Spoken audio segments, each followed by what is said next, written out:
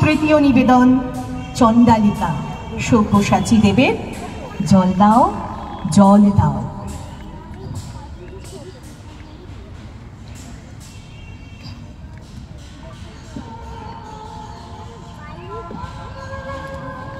মা, দিগন্তে তাকিয়ে দেখো, রক্তিম মেঘে সর্বনাশের আভাস।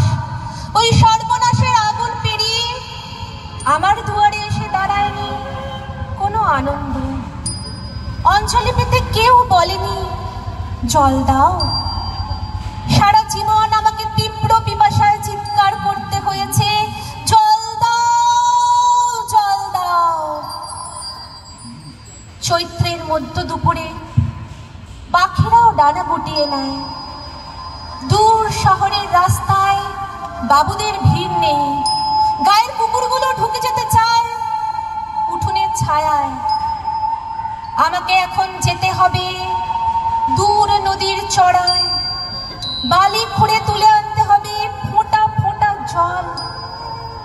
তারপর ফিরে আসবো খরায় ফাটা মাঠ, শুকনো পুকুর আর টলটলে জলে ভরা নতুন ইদারার পাশ দিয়ে। বাবুদের ইদারা। তৃষ্ণায় ডুবে যায় আমাদের গোটা গাঁ। কুকুর আর মানুষের জীব ঝুলে পড়ে। আর বাবুদের ইদারায় বাবুদের ছেলেদের স্নান। আমাদের শরীর জ্বলে যায় চৈত্রের খরায়। মা, আমি এক চণ্ডালিকা। বাঁকুড়া, পুরুলিয়া, রাঢ়ের হাহাকড়া মাঠ ফাটিয়ে বিহারের তপ্ত প্রান্তর চিরে আমি চিৎকার করছি জল দাও।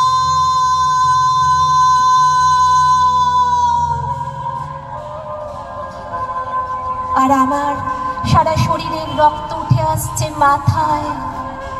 মা, এক ফোঁটা জলের দাম আমাদের গোটা জীবন।